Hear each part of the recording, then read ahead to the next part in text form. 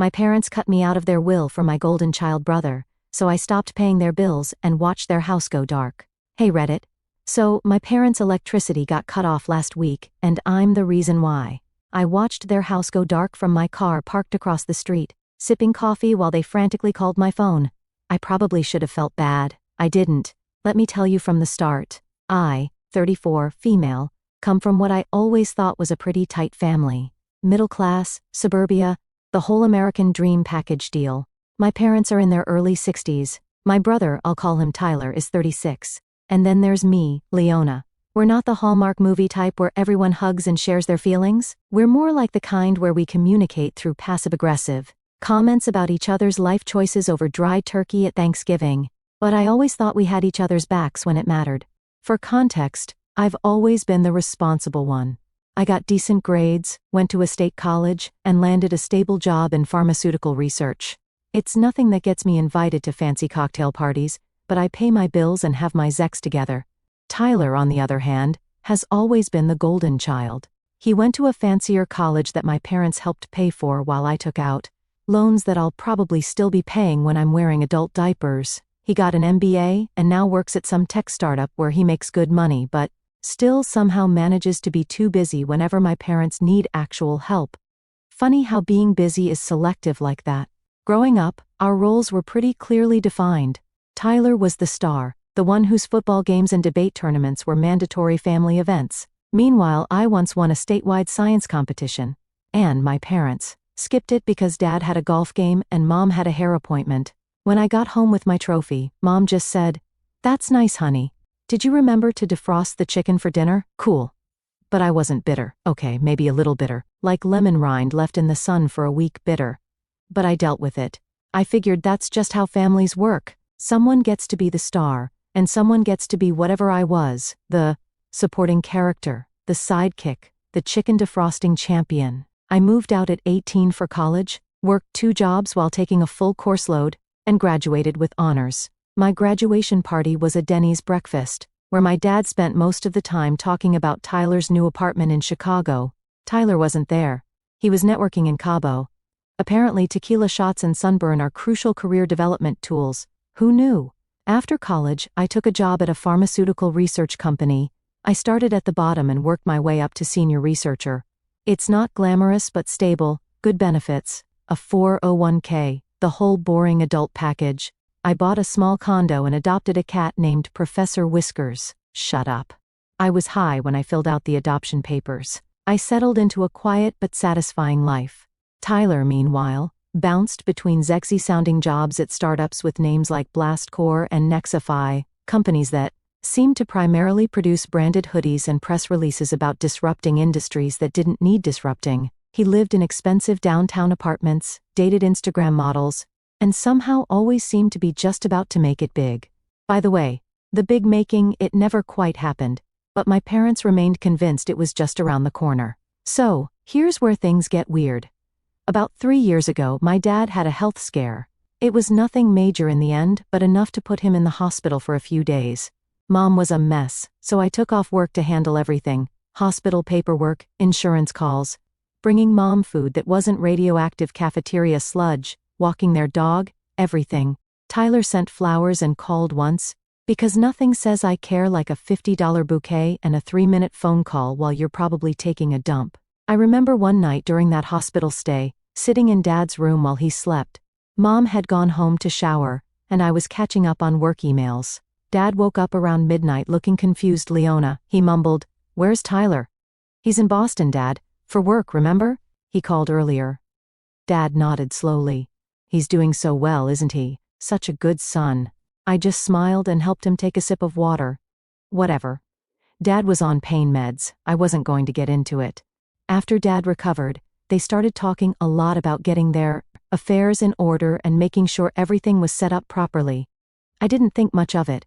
It seemed smart after a health scare. Then I started noticing little things.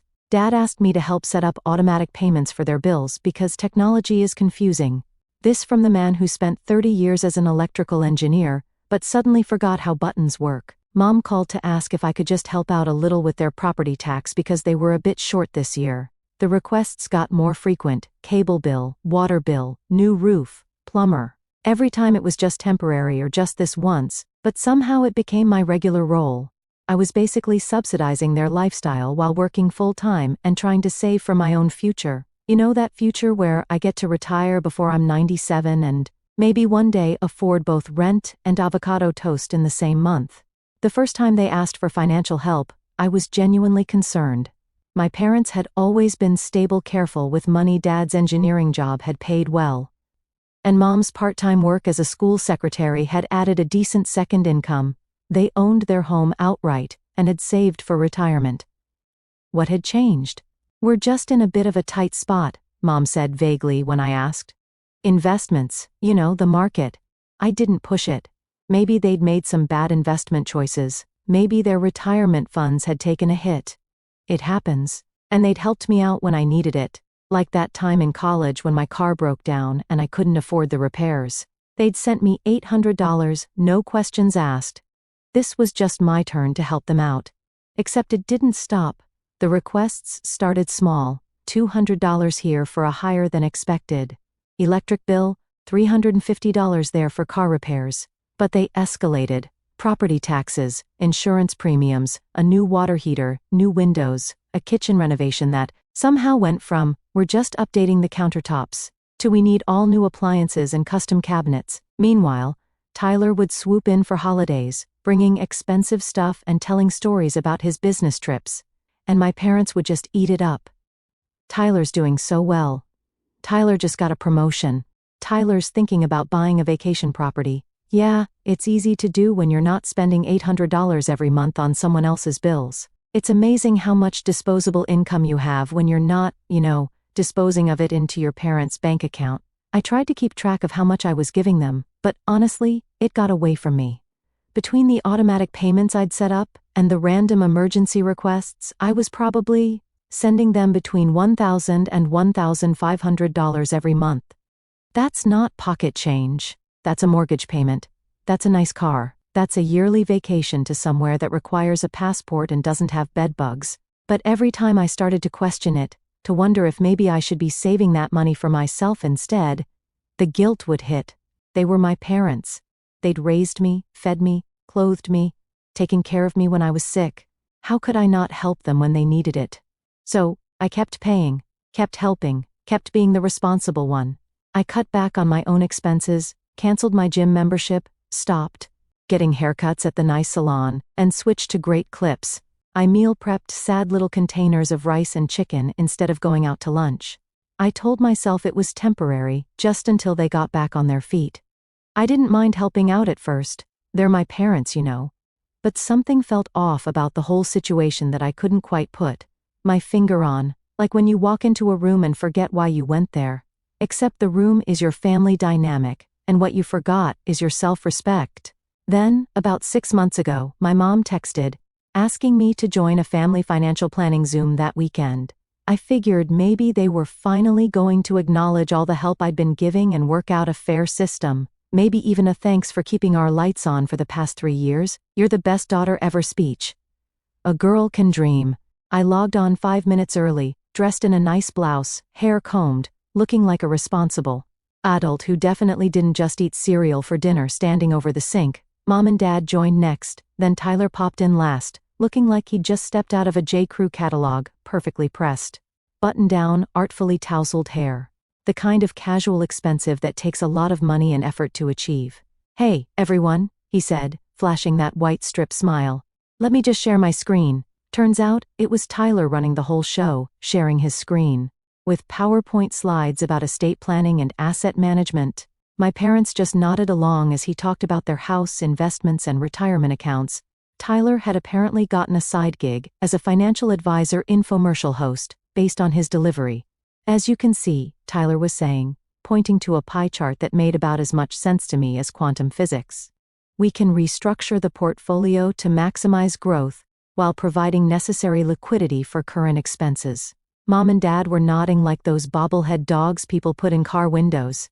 They didn't understand a word he was saying. I could tell because I've seen that exact same nodding when I try to explain my research to them. It's there we're pretending to follow but actually thinking about what's for dinner face. The weirdest part? My name wasn't mentioned once during the entire call. Not once. I sat there on mute, watching my own face get smaller in the corner of the screen as they discussed the future as if I didn't exist. I was the digital equivalent of a houseplant in that meeting. Actually, no. Houseplants get watered and acknowledged occasionally. Slide after slide of financial jargon, projections, graphs, recommendations. Not once did anyone say, and of course, we need to factor in all the support Leona has been providing. Not once did anyone say, we should probably stop relying on Leona's income. I was invisible, a ghost, the financial version of a Victorian child, expected to provide but not speak, until the very end, when Mom suddenly said, "Oh, and Leona, the property tax bill is coming up again. We're counting on you for that, sweetheart. You've always been so reliable." That was my role, the reliable one, the one who pays bills, the human ATM, Leona, making family finances happen, except without the courtesy of a commercial break. I unmuted just long enough to say, "Sure, Mom," then made an excuse about a work call, and logged off before anyone could see the tears of frustration building in my eyes. After the call, I felt hollow. Something wasn't adding up. Why was Tyler suddenly so involved in their finances when he'd never helped out before? Why were they planning everything around him? And why did they still expect me to keep footing their bills? It's like they were planning a party I was paying for but wasn't invited to attend. I started paying closer attention, watching, listening. That's when I noticed more weird Zex, mail coming to their house addressed to Tyler about their mortgage, Dad mentioning offhand that Tyler had taken him to meet with their financial advisor, Mom asking me to help her download an app that would let Tyler view their bank accounts just to keep an eye on things. Because apparently the only thing better than one person having access to empty your accounts is two people having access. One Sunday, I stopped by their house unannounced with some homemade cookies. Because I'm still a good daughter, damn it, even when I'm suspicious. They were out, but Tyler's car was in the driveway. I used my key to let myself in, calling out as I entered. No answer. I walked toward the kitchen and heard Tyler's voice coming from Dad's home office. He was on the phone. "Just need to finalize the transfer," he was saying. "Once the house is in the trust, we can..." He spotted me in the doorway. "Oh, hold on. Got to go," he said quickly into the phone, then hung up. "Hey sis," he said, all casual, like I hadn't just caught him talking about transferring my parents' house. "What's up?" "Just bringing by some cookies," I said, lifting the container. "What are you doing here?" "Just helping Dad organize some paperwork." He gestured vaguely at the desk, which was covered with folders and documents. "Boring stuff." "What kind of boring stuff?" "You know, financial stuff, estate planning. Nothing interesting." I nodded slowly. "Need any help? I'm pretty good with organizing." He shook his head quickly. Too quickly. "Nah, I got it. Dad and I have a system going." A system that apparently didn't include me. I started feeling like I was in some kind of weird gaslighty thriller movie where everyone else is in on something you don't know about. The Sixth Sense. Except instead of seeing dead people, I was the only one who couldn't see I was being played. Then, 2 months ago, I found it. I was helping Mom look for a receipt in her home office when I saw a folder labeled Will Final 2023. I know I shouldn't have looked, but wouldn't you? If you're thinking, "No, I wouldn't," then congratulations on your moral superiority, but also, you're lying. I waited until Mom went to answer the phone, then pulled the folder out. My hands were actually shaking. I felt like a kid sneaking a peek at Christmas presents, except instead of hoping for a PlayStation, I was hoping I hadn't been completely erased from my parents' lives. Inside was their updated will, signed and notarized just 3 months earlier. And guess what? Everything was going to Tyler, the house, the savings, Dad's vintage record collection, Mom's jewelry, all of it. Even the damn dog. There was even a letter explaining their decision. "Tyler has demonstrated financial acumen and responsibility. We believe he is best positioned to manage our estate and legacy." Not a word about me. Not one freaking word. No explanation of why I got nothing. Not even a sentimental item or family photo album. I didn't even get the participation trophy of inheritance. Apparently, my 3-year financial support subscription didn't include legacy access. I felt like I'd been punched in the gut. The room actually spun for a second. I had to sit down, the paper crumpling in my shaking hands. This couldn't be right. There had to be some mistake. Maybe there was another document, another will, something that explained why I'd been completely erased. But there wasn't, just page after page detailing how everything would go to Tyler, how he would manage the estate, how he would carry on their legacy, while I apparently would get nothing but the satisfaction of knowing I did helped fund their retirement while being written out of their lives. I put everything back exactly as I found it and didn't say a word. But inside, I was screaming. All those bills I'd been paying, all those times I'd shown up when they needed help, all the vacations I'd skipped because I was sending them money instead. And this was how they saw me, as nothing. I could have set myself on fire to keep them warm, and they'd complain about the smoke damage. I drove home in a daze, trying to figure out what to do. Confront them? Demand an explanation? Beg for inclusion? Write a strongly worded letter? Hire a skywriter to spell out what the actual fudge over their house? That night, I couldn't sleep. I kept going over and over the past 3 years in my head. All the checks I'd written, all the automatic payments I'd set up, all the times I'd dipped into my savings to help them out. And for what? To be erased. To be nothing. I pulled out my bank statements and started adding up the payments. Over 3 years, I'd given them more than $40,000. $40,000. That's a down payment on a house. That's a master's degree. That's a really nice car, or a really mediocre boat. And they couldn't even be bothered to leave me a freaking coffee mug in their will. I decided to wait, to watch, to see if they'd ever tell me themselves, to see if they even thought I deserved to know. And that's when I made a decision that might make me the a-hole. I didn't tell them I knew, I didn't confront them. I just stopped. Stopped answering when they called about bills. Stopped sending money. Stopped being their safety net. Stopped setting myself on fire to keep people warm who weren't even grateful for the heat. I told myself I'd give them 3 months. 3 months to either come clean, or to show me that I mattered for more than my wallet. 3 months to see if they'd even notice I was pulling away. To my surprise, they didn't. Instead, the request just got more insistent, more entitled, more desperate. The financial version of a toddler throwing a tantrum in the candy aisle. Leona, the electric bill is past due. When are you sending the money? Leona, we need the property tax payment by Friday. Leona, did you forget about the cable bill? Your father is missing his shows. Not once did anyone ask if I was okay, if something had happened, if I needed help for a change. They were so far up their own a-holes they could see their tonsils. And Tyler? Radio silence. Apparently, the family financial manager wasn't concerned with actual day-to-day bills. Shocking how financial acumen doesn't extend to actually paying for things. One evening, about a month into my financial strike, I went to their house for dinner. Mom had called and specifically requested I come over. We need to talk about something, she said, which usually means, we need you to write a check for something. I didn't want to go, but I went anyway because I'm a masochist apparently. Or maybe I was still holding out hope that they'd notice something was wrong. That they'd ask if I was okay. That they'd recognize I was a person with feelings, and not just a convenient ATM with legs.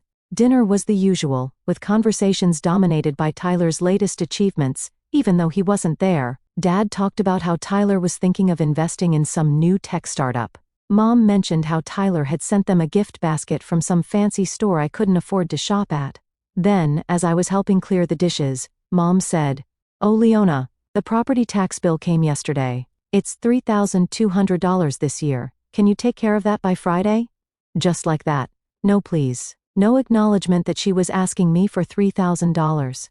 No recognition that I'd been ignoring their financial requests for weeks. Just the expectation that I would pay because that's what I did. That was my role, the responsible one, the wallet. "I can't this month," I said, keeping my voice neutral as I rinsed a plate. Mom froze, sponge in hand. "What do you mean you can't?" "I mean I can't. I'm having some financial issues of my own, not a lie. My financial issue was that I'd been hemorrhaging money to them for years. But this is important, Leona. It's property tax. If we don't pay, there are penalties." I shrugged. "I'm sure Tyler can help out. He's doing so well with all his financial acumen and everything." Mom's face did something complicated, like she was trying to solve a difficult math problem. "Tyler? But he doesn't. We don't ask Tyler for money. Why not?" "Well, because he's busy. He has his own expenses, his own life." "And I don't?" Mom looked genuinely confused, like I'd suddenly started speaking Klingon. That's different. You're the responsible one. And that means I'm responsible for your bills too? You've helped me too, you know. Remember when you needed money for car repairs in college? We sent it right away. No questions asked. I had to laugh at that. Mom, that was $800 like 15 years ago. I've given you tens of thousands of dollars since then. It's not the same thing. Mom's face hardened. I didn't realize you were keeping score, and that was it. The moment I realized nothing was going to change. They didn't see a problem with the arrangement. They didn't understand why I was pulling back. In their minds, this was just how things were supposed to be. I pay, they take. Tyler gets everything in the end. The circle of financial dysfunction. I dried my hands on a dish towel and grabbed my purse. I should go, but what about the property tax? Mom called after me as I headed for the door. I turned back just long enough to say, not my problem, and I walked out. Then, 3 weeks ago, Mom called and asked me to meet them for lunch. We need to talk about something important, she said. My heart actually skipped. Was this it? Were they going to tell me about the will, apologize, maybe give me a kidney? At this point, I would have settled for any organ recognition. I got to the restaurant early, feeling nervous but hopeful. They showed up 20 minutes late with Tyler in tow. We ordered and made small talk about the weather and Mom's garden. Then, as our food arrived, Mom cleared her throat and said, Leona, sweetheart, we wanted to talk to you about the bills. We've noticed you haven't been keeping up with things lately. I waited. Surely this was the lead up to the real conversation, the appetizer before the main course of, we're sorry we've been treating you like an unpaid utility service. Dad jumped in. We understand everyone goes through tight times. If you're having financial difficulties, you should have just told us. We're family. I nearly choked on my water. They were talking to me about financial difficulties after I'd been bankrolling their lifestyle for years. The irony was so thick you could frost a cake with it, but I kept my cool. I'm doing fine actually, just reassessing my budget. Translation, reallocating funds from the bank of enabling you to the republic of taking care of myself for once. Mom looked relieved. Oh, good. So, you'll take care of the electric bill this week? It's 2 months overdue now, and they're threatening to disconnect service. That's when Tyler, who had been silent until now, added, It's important to stay on top of these things, Lee. Financial responsibility is crucial. I stared at him, then at my parents. Were they for real? Was this actually happening? Was I having an aneurysm? Was I being pranked? Where were the hidden cameras?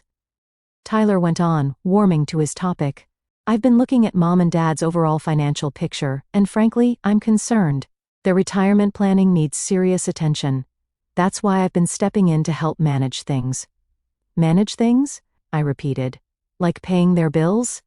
He had the grace to look slightly uncomfortable. Well, no, not the day-to-day expenses. More like the big picture stuff, investments, estate planning, the future. The future, I echoed. Right. And that's when Mom dropped the bomb, completely casual, like she was commenting on the weather. Oh, and while we have you both here, we've updated our will recently. Tyler will be handling everything when the time comes. He's just better positioned for it with his financial background.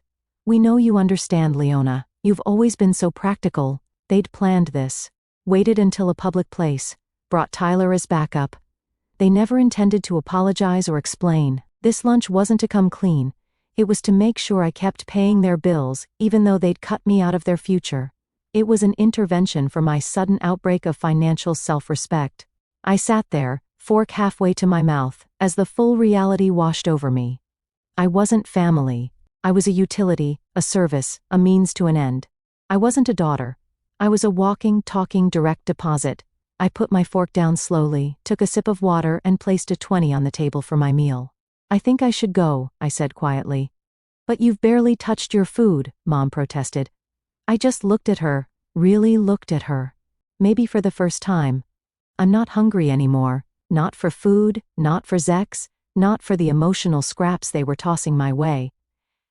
As I stood to leave, Dad called after me. So about that electric bill, I turned back just long enough to say, I'm sure Tyler can handle it. He's better positioned for that kind of thing. Throwing their words back at them felt good, like returning a decade of Christmas fruitcakes all at once. And I walked out. I didn't yell, I didn't cry, I didn't send angry texts or make dramatic phone calls. I just went home, sat down at my computer, and systematically removed myself from their financial lives with the precision of a surgeon removing a tumor. I canceled every automatic payment I'd set up. I closed every joint account. I called every utility company and removed my name as an authorized payer. I emailed their HOA to let them know I would no longer be covering the dues. I even called their lawn service to cancel the monthly maintenance I'd been paying for. I crossed every T, dotted every I, and cut every financial cord with the dedication of someone closing their tabs at the end of a night of drinking. Except I was finally sobering up. The satisfaction I felt with each cancellation, each removal, each deletion was concerning. Honestly, it felt too good. Like I was finally taking back control of something that had spun way out of my grasp. Each click, each call, each confirmation email was another brick in the wall I was building between myself and their financial exploitation. Then I blocked their numbers. Not permanently, just for a week. I needed space to think without the guilt trips and demands, like a financial detox. For that week, I felt strange, lighter in some ways, heavier in others.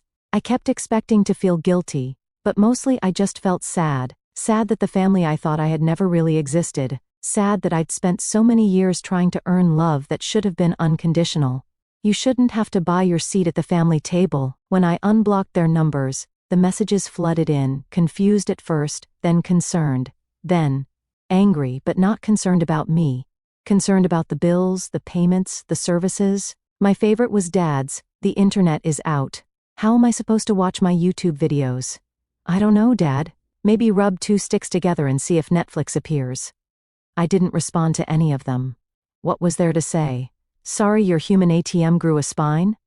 2 weeks passed, then 3. I focused on myself for once. I started looking at my own finances, shocked to realize how much I'd been giving away all these years. Thousands, tens of thousands probably over time. Enough to have bought a small house in some states or approximately 8,000. Avocado toasts, if you believe what boomers say about millennial spending habits. I started therapy and began actually spending money on myself without guilt. I joined a gym, booked a hair appointment at a salon that didn't also cut pets' fur, and bought new sheets with a thread count that didn't feel like sleeping on sandpaper, small luxuries that felt enormous after years of pinching pennies so my parents could live comfortably. The calls and texts kept coming, growing increasingly desperate. Mom switched from anger to guilt. "I don't understand why you're doing this to us after everything we've done for you." Dad was more direct. "You need to start paying these bills again. This isn't acceptable behavior." Then, yesterday, I got the text I'd been waiting for from my mom: "The power's out." "Did you forget the payment?" "No. I miss you." "No." "Can we talk?" No acknowledgement of what happened at lunch, just the assumption that I would keep paying, keep fixing, keep being the ATM. Might as well have texted, "Money please," like Mona Lisa from Parks and Rec. I stared at the message for a long time, then typed back, "No, I remembered exactly what you said." Then I turned off my phone and went to bed. I slept like a baby, actually. The kind of sleep you get when you finally put down a backpack full of rocks you've been carrying uphill for years. This morning, I woke up to 37 missed calls and a voicemail from my dad that was just him yelling about responsibility and family duty. But here's the part that might make me the a-hole. I knew they didn't have the money to pay the electric bill. I knew their power would be shut off if I didn't step in. And I did nothing. In fact, I drove to their neighborhood around the time I knew the power company would be coming to disconnect service, parked across the street, watched as the utility van pulled up, watched as the worker got out, went to the meter, did whatever they do to shut off power, watched as the lights in my parents' house went out, and I sat there, sipping my coffee, feeling nothing, no guilt, no sadness, just a calm certainty that this was the natural consequence of their choices. They had used me, taken me for granted, and now they were experiencing what life was like without their personal ATM. My parents came outside, both on their phones. I could see them gesturing, probably leaving me increasingly frantic voicemails. Dad paced the driveway. Mom sat on the porch steps, head in her hands. I should have felt something, right? Guilt, remorse, the overwhelming urge to rush in and fix everything. But all I felt was relief. Relief that I wasn't responsible anymore. Relief that I didn't have to keep setting myself on fire to keep them warm. Maybe they're right. Maybe I am the a-hole for letting them sit in the dark, rather than just paying the bill one more time. Maybe I should have confronted them directly instead of this silent treatment. But after years of being the responsible one, the reliable one, the fixer, I'm tired. I'm just so damn tired. There's only so many times you can be the family doormat before you realize people are wiping their feet on you. So Reddit, Itia? Final update. Hey again. Thanks for all the awards and comments. Reading through everything has been intense, like therapy but with popcorn, and occasional trolls. A lot of you asked for updates, so here goes. It's been about 2 weeks since I posted this. A lot has happened. First off, yes, their power did get turned back on eventually. Apparently, Tyler finally stepped up and paid the bill after 3 days. 3 whole days before Mr. Financial Acumen decided to handle a basic utility payment. I guess his PowerPoint skills don't translate to paying power bills. Who knew? Those 3 days were interesting. I got hourly calls and texts, each more desperate than the last. Dad threatened to call the police and report me for elder abuse. Mom switched between guilt trips. I can't believe you'd let your own parents suffer. And attempts at manipulation. We're going to have to sell our jewelry to pay bills. Tyler kept alternating between angry texts accusing me of being heartless and pleading, messages asking me to just pay the bill one more time, and we'll figure this out. I didn't respond to any of them. I just kept reminding myself of that will, of being written out of existence while still being expected to fund their lifestyle, of years of being taken for granted. It was like a mantra keeping me strong when my resolve started to weaken. On day 3, the calls stopped, the texts stopped, radio silence from all of them. I actually got worried enough to drive by their house that evening. The lights were back on. Tyler's car was in the driveway. I later found out he'd finally stepped up and paid the electric bill, then spent the evening explaining to my parents that maybe, just maybe, they shouldn't have been relying on me for money all these years while planning to leave everything to him. Apparently, there was a lot of yelling, a lot of tears, a lot of denial and justification, but Leona never seemed to mind. Second, I got a handwritten letter from my mom yesterday. Not an email or text, an actual letter. Which shows how serious this is because my mom hates writing anything by hand. The last time she wrote something by hand was probably my birth certificate, and I'm pretty sure she complained about hand cramps. The letter wasn't exactly an apology, more like a confused attempt to understand what happened. She wrote that they've always seen me as the strong one, and never meant to take advantage. She said they didn't tell me about the will because they didn't want to upset me, and thought I wouldn't care about material things because apparently being written out of existence is a compliment to my spiritual nature or something. Thanks, Mom. I'll pay my rent with enlightenment. The real bomb was the last paragraph. We always counted on you because you were the only one we could trust. Tyler may look good on paper, but you were our rock.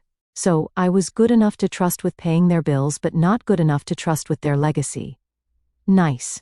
I'm reliable enough to fund their retirement, but not reliable enough to inherit the fruits of it. Make it make sense. I haven't responded yet. I'm still thinking about what I want to say, or if I want to say anything at all. I'm currently torn between writing K on a blank piece of paper or sending a bill for all the money I've spent over the years with interest. Oh, and Tyler called me too? Get this. He admitted he had no idea about the extent of what I'd been paying. He thought I was just helping with occasional expenses, not basically funding their entire lifestyle. When I told him exactly how much I'd been sending them monthly, $1,350 on average, he actually went quiet for once in his life. I think I might have broken him. You've been paying that much every month? He finally asked. For 3 years, I said, while you were busy making PowerPoints about their estate that I wouldn't be getting any part of. He had the decency to sound embarrassed. I knew you helped them out sometimes, but not like that. They told me it was just small stuff. Well, now you know, I said, and now it's your turn. He stayed silent. So, where do things stand now? I'm still holding firm on not sending money. I'm still processing my feelings about all of this, and I'm still trying to figure out what kind of relationship I want with my family moving forward, if any. Right now, I'm leaning toward Christmas card from a different state level of contact. But one thing I know for sure, I don't regret standing up for myself. Not for a second. Turns out my spine works just fine once I decided to use it. Thanks for the validation, Reddit. Sometimes you need strangers on the internet to confirm you're not crazy for expecting basic decency and respect from your own family. The bar was so low it was practically a tripping hazard in hell, yet they still found a way to limbo under it. P.S. For those asking about therapy, yes, I've started talking to someone. My first session was yesterday. My therapist's eye twitched only 3 times during my story, so I consider that a win. P.P.S. To the person who suggested I use the money I'm saving to take a dream vacation instead, already booked tickets to Thailand for next month. It's the first big thing I've ever done just for me. I'm gonna get one of those shirts that says, "My parents wrote me out of their will, and all I got was this lousy t-shirt, emotional trauma, and a trip to Thailand."